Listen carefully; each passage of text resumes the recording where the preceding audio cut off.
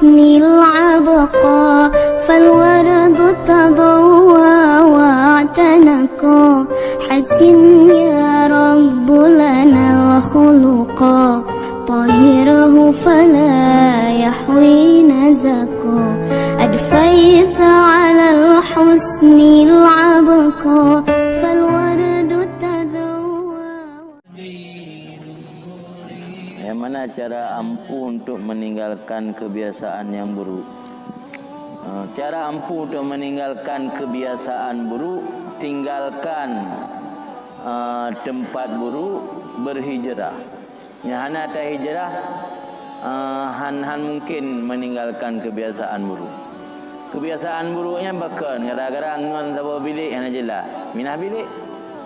Oh, kebiasaan buruknya karena tinggal dayahnya apa? Minah dayah. Hana cara lain untuk meninggalkan kebiasaan buruk tanpa meninggalkan tempat berlakunya kebiasaan buruk. Yang tak ada cara yang gitu.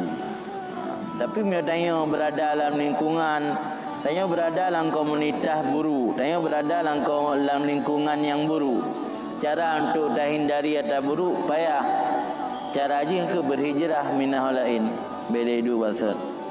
Gaya Nabi kan minah Madinah. Karena mungkin sulit untuk berdakwah di Makkah, maka Nabi memindah hijrah ke Madinah. Adanya anju panutan ji ba Nabi. Nabi mentang hijrah. Tidaknya mana mungkin dia dapat perbaiki roh tempat yang pertama harus hijrah kepada tempat lain. Allah